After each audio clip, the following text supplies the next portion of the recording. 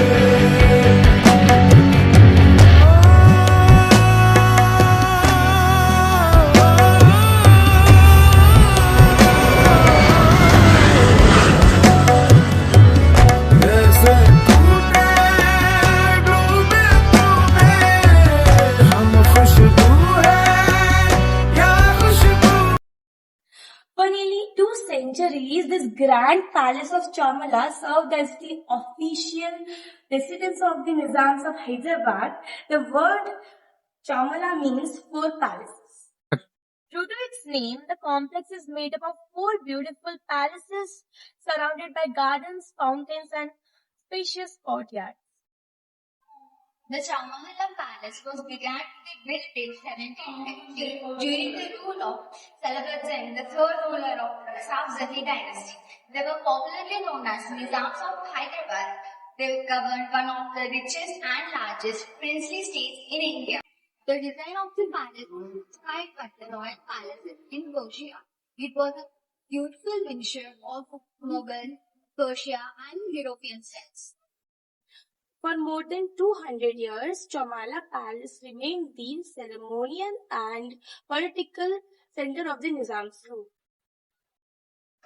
Royal events such as coronations, state ceremonies, and court meetings were held here. At the heart of the palace lies the magnificent Khilfat Mubarak, also known as the Darbar. This grand hall was where the Nizams addressed the nobles, ministers, and the visiting dignitaries. The hall is famous for its large Belgian chandeliers, intricate stucco decorations, and the majestic royal theatre. Every corner of the palace reflected wealth, elegance, and the sophistication of the Hyderabad style. The palace consists of several important buildings such as Akhtar Mahal, Afzal Mahal, Tahniyat Mahal, and Muhtar Mahal. Each of these buildings had special rooms for the royal family. The buildings are connected by the courtyards with the fountains, which make the place feel calm and grand. One of the notable features of this palace is its old clock tower, which is working for more than 250 years. The design of the palace shows a beautiful blend of different cultures. After India got independence, the princely rule in Hyderabad came to an end. But without administration rule, the parts of the palace fell into neglect. But due to its immense historical significance, its restoration work was started in early 2000s. Under the guidance of Mukram Jah, a descendant of the Nizam's family, the restoration work of palace took place carefully. In 2005, Chowmahalla Palace was officially opened to the public as Heritage Museum. Today, one can visit the royal collections like vintage cars, costumes, furniture, weapons, used by the Nizam. The palace also conducts cultural events and exhibitions of heritage value celebrating the rich culture of Hyderabad. The Chowmahalla Palace received UNESCO Asia Pacific Heritage Award for Cultural Heritage uh, Conservation in 2010 for restoring the palace. As visitors step into the grand halls and courtyards, they step into a world which once echoed by the glory of the Nizams. Today, Chowmahalla Palace stands proudly as a timeless symbol of Hyderabad's royal legacy. It is more than just a building. It is a living story of power, culture, and architectural brilliance. ఈ place చాలా బాగుంది, నాకు vintage అంటే చాలా ఇష్టం, అందుకే నేను ఇక్కడికి వచ్చిన. And vintage pictures and all the standards చాలా బాగున్నాయి. Let's interact with the people who came and visited the place. I was originally born in Odisha, but I was born and brought up in Hyderabad. Which part of this place looks very I think this is the part of the place that has very cozy and I like the village pictures. And may I know, is this your first time to visit Hyderabad? No, I stay in that. Okay. How was the experience at this place? It was really nice. It was very peaceful, and I love visiting such formations. Yeah. And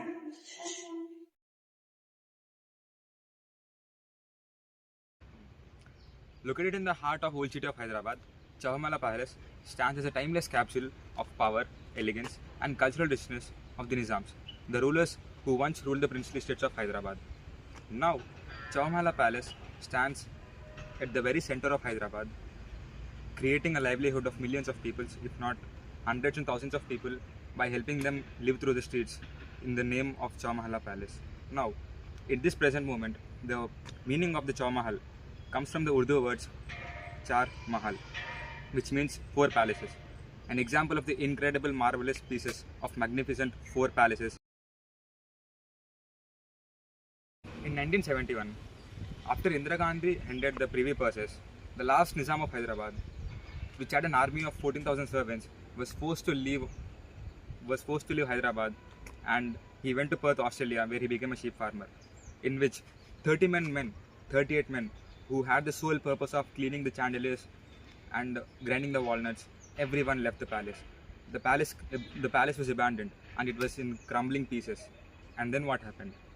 It was all because of one incredible woman the palace has survived it, which is the Nizam's ex-wife, Princess Ezra. What happened? After discovering that out of 2,200 palaces the Nizam had inherited, only a handful of them remained. When discovering the fact, the princess was astonished, and she immediately decided to restore the palace in 1990. In the late 1990s, after the restoration process had started, a large amount of her inheritance was used so that the palace can stand today.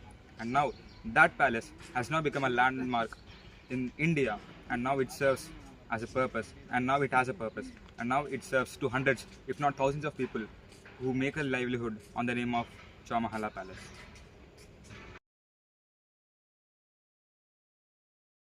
For distinguished viceroys and dignitaries, there existed a separate entrance which led directly into the Khilawat Mubarak, which literally translates to Darbar Hall.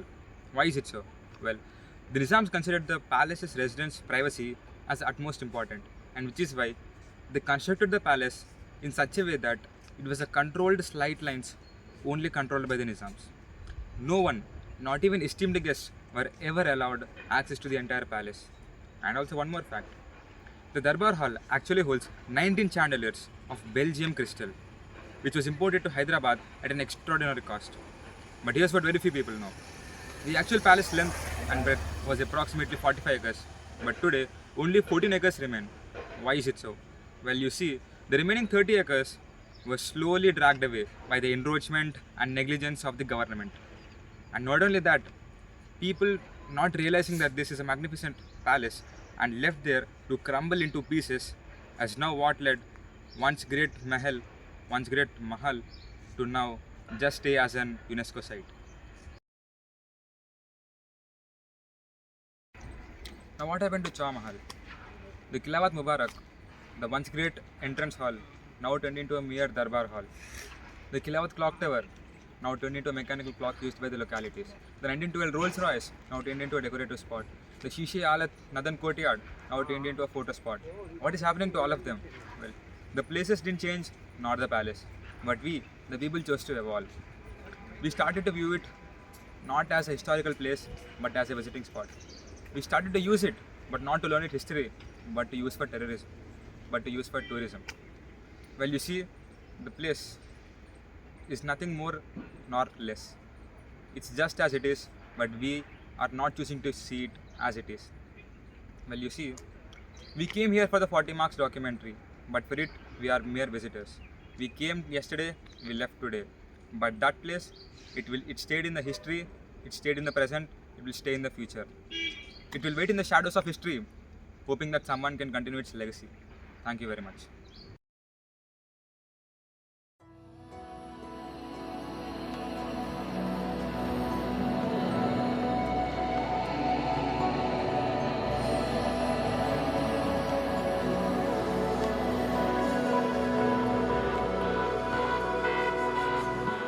ತೀರಾ ಹುಡುಕಿ ನೇರ ನೋಡಿ ಸಿಗದೆ ಜಲಕ್ಕೆ ಬರುವೆ ಏನೋ ತಿರುಳೆ ಕಾಯೋ ಇರುಳೆ ನೀನು ತಿರುಗಿ ಬರದೆ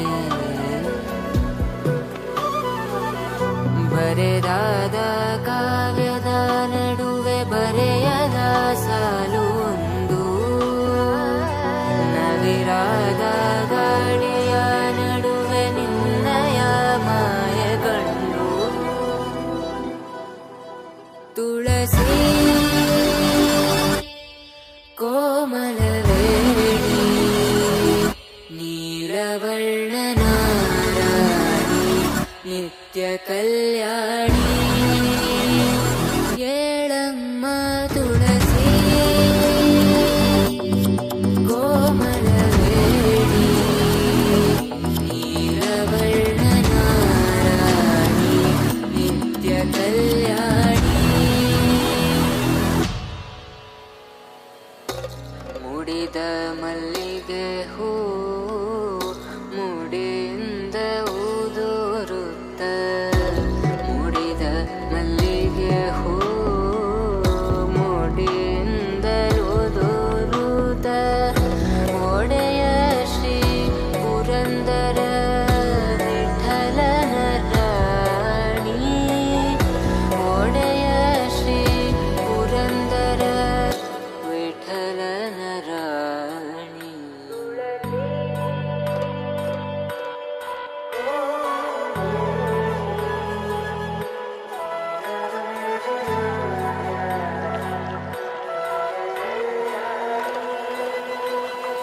ಏಳಮ್ಮ ತುಳಸಿ